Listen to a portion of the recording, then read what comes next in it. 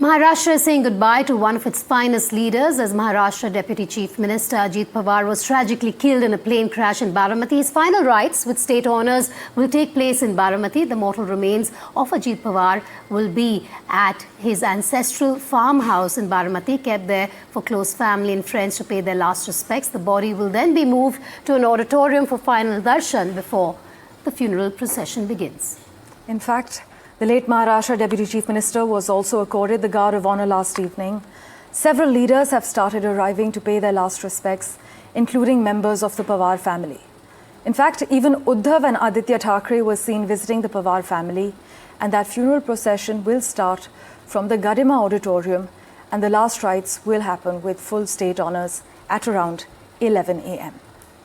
Also, Home Minister Amit Shah and BJP Chief Nitin Nabeen will be attending the funeral in Baramati. Deputy Chief Minister Ajit Pawar will be cremated with full state honours.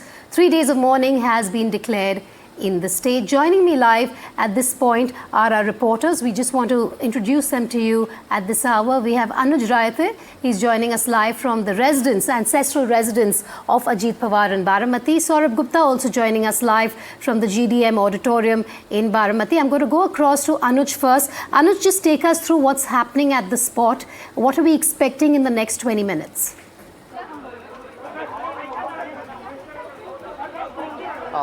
Ajit Pawar's mortal remains were brought here to his ancestral house in Katewadi, around 8:15, and you can clearly see that there is a huge number of public that has come from not just Katewadi village, but also from Baramati, from different parts of Pune district, in fact from the entire state of Maharashtra.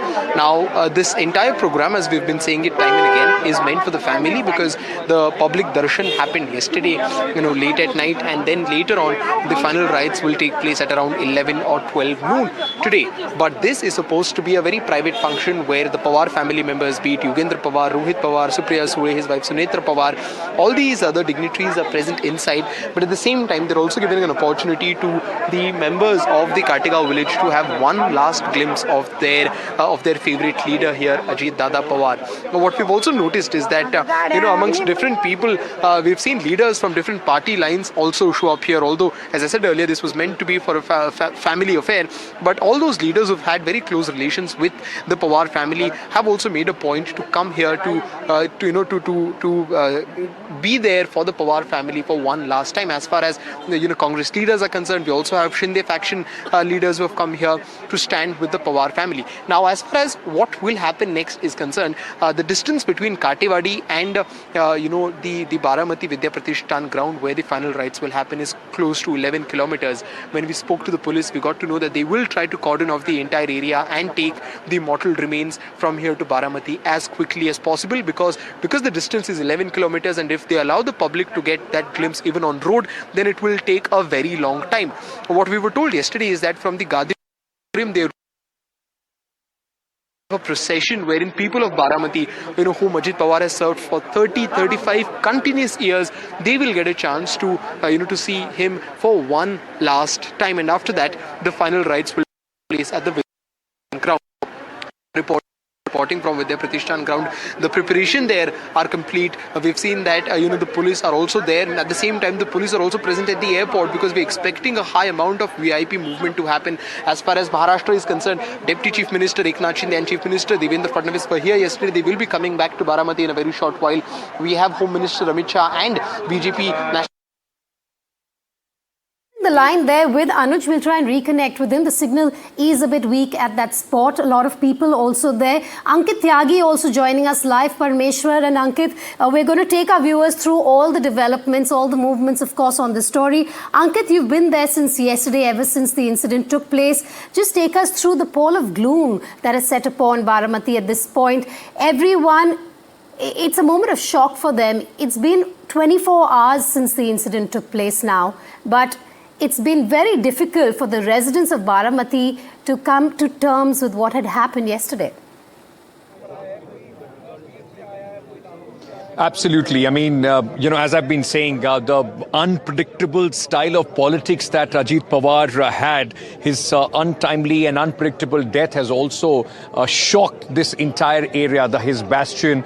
people have started coming here, and I saw in corners, they're standing and grieving in their own private moments, crying, some wanting to talk, some do not want to talk, because all of them remembering, many feel that, this is not just an end of an era as far as a politician is concerned, but for Baramati, they have lost possibly their second most illustrious son after Sharad Pawar. And with that, the area, the people feel that, they have lost somebody from their own family. I just want to very quickly just give you a sense, Vedika, of where I'm standing. This is the Vidya Pratishthan, and my colleague will just turn the camera around and give you a sense. People have started coming in, sitting here, and this is the place which is now all across. You would see Ajit Pawar's posters, massive media presence.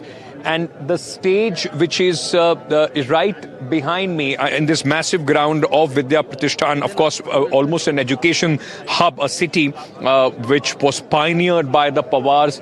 That's the stage where last night, for a very short time, his mortal remains were brought in, flanked by Sunetra Pawar, his wife, and his two sons, who broke down when they were pouring of people, outpouring of grief as well. This platform has been prepared overnight, and at this platform, the politics of Ajit Pawar, the life of Ajit Pawar, which always saw commas, never a full stop, a tireless man. This is where the final destination would be once they start from his native village, which is, as Anuj was telling us, about 11 kilometers from here. And then the family, after grieving in private, that is where the close family is paying their tributes to Ajit Pawar. The mortal remains will be brought to this very platform. And this is where his final rites are going to take place. The cremation is going to take place. VVIPs, of course, are expected. But at this moment, people are talking, looking at remembering Ajit Pawar, remembering the man who was, often witty, controversial, got into trouble with the way he spoke and how he spoke. And beyond all this, they are remembering a man who was a doer. As you are, I'm hearing once again, Ajit Pawar, Amar Rahe, Long Live Ajit Pawar, those slogans, in fact, also echoing here. He was somebody who used to get up very early. By 7 o'clock, will start calling his karyakartas, will start doing his meetings, and he died early last morning as well. And it is such an irony. The man who was always seen a rare quality in politicians, a very punctual neta, would reach there by the clock. For a moment, we have breaking news coming in at the moment. Thanks to my colleague Tanushka Datta, we are now getting carefully vetted details from officials that are familiar with the ongoing probe into this tragic plane crash in Baramati. The final words of the crew to the ATC have now come to the fore. The last words of the crew seem to have been, "Oh shit." The airport authority probe is currently underway. A senior DGCA official has told NDTV that the last transmission from the cockpit were the words, "Oh shit." Tanushka Datta joining us with the latest details. Tanushka, how have we accessed these details? Take us through everything. So Parmeshwar, senior DGCA official privy to the crash probe at this point, first of all, went on to narrate the chain of events. This official said that the ground control at Baramati is managed by pilot cadets from the towns from two private aviation academies, that is Redbird Aviation and Carver Aviation. This is important to mention. Why? Because these were the point of contact for the pilots. That means the communication chain were with these two aviation academies. Now, narrating the chain of events, the official said that the last words heard from the crew were, "Oh shit." As you also mentioned, that the transmission here of the conversation and the last couple of words were "oh shit," and the plane crash significantly short of the runway threshold but well within the airstrip parameter, said the same official. The official also goes on to explain that the aircraft the beginning made contact with the ATC during the final approach. However, we know that at this point the runway was not in sight to them. This is quote unquote told by the pilots to the ATC. At which point, the pilots appear to have decided to go around and make a fresh attempt, which we know as well. These details we have uncovered yesterday. Thereafter, the official goes on to narrate that the crew then returned to its initial position towards the final approach. But this is once again the second time that they replied that the runway was currently not in sight, and the pilot said, and I quote, "Will call when runway is in sight." After a few seconds, the cockpit relayed that the runway was in sight. At this point, the flight was cleared for landing. The aircraft was cleared to land on runway 11 at 8:34 a.m., which we also know. However, the crew did not give a read back of the landing clearance, and thereafter we know that there were flames prior to touchdown, said the official whom we spoke to again.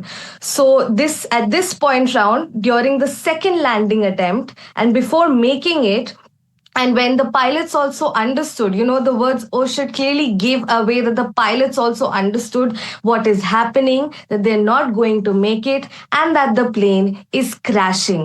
Which is why towards the last words heard of the crew were "oh shit." Back to you. All right, thanks for joining us there. Of course, the investigations will also bring light to what really happened, how that plane went down at 8:46 yesterday. Remember, it's been more than 24 hours ever since that crash took place. I want to introduce our guests who are joining us for the next few hours on the show.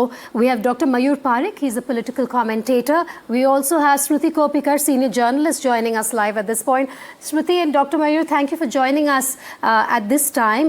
Of course, our focus will be on Baramati and the last journey of Ajit Pawar. Shruti, I want to start with you. This has been shocking news, but let's just talk about the future of the party as well, because the news came in at a time when there were conversations all around of a possible reunion between the uncle and the nephew. That's right.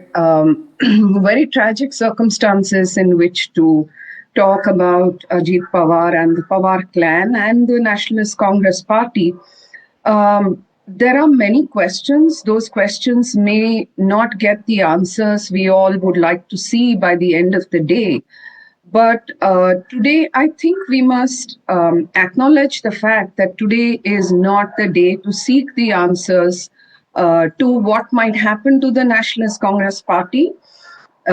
Or will it continue? Will the NCP that allied with the BJP and Chief Minister Devendra Fadnavis, will it continue to be in government? So on and so forth. There are some indications.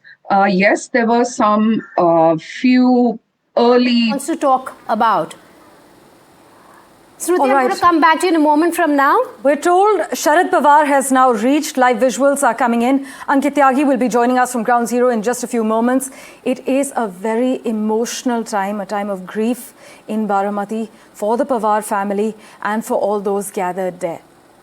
Currently, fresh visuals coming in of Sharad Pawar's convoy that has reached the funeral grounds in Baramati. Very quickly, can you hear me? Can you hear me? Yes, yes. PCR, can you hear me? We can hear you, Ankit. Sharad Pawar Vedika has just, in fact, arrived, just to take a look and oversee the preparations which are going on here. Yesterday also, when he came, he was with the entire family. Of course, a very, very emotional Sharad Pawar said that, don't ask or don't say anything political at this moment. It's a time when the family needs all the strength. He's just come here. There is a vehicle which is going, back, and you would see those visuals as there are people coming in with a lot of flowers as well. He is going to be present just near the portrait which you are seeing on your screens at this moment. His vehicle has just come in, so that means that in just a short while from now, from their village, there is going to be, of course, the procession which is going to begin and will make that 11-kilometer journey here. Remember, 83-year-old Sharad Pawar, of course, a man who at this moment all eyes would be on. I can see he's being helped onto the stage, being flanked at this moment by a lot of people. speaking to them about all the arrangements which have been made. And just in a short while from now, the other family members would also start arriving. That is what we have been told. His sons are going to be with the mortal remains of Ajit Pawar. They would be in the same carriage which will bring his mortal remains to this very ground. And on the other hand, Supriya Sule, Sunitra Pawar would all be arriving here in just a short while from now. This is an important moment for the Pawar family, the most, one of the most influential political dynasties in Maharashtra. The Marathwada region is where they draw their strength from. And like, Sharad Pawar, Ajit Pawar also started from the bylanes of the corporation politics, rising up, in fact, to the Mantralaya.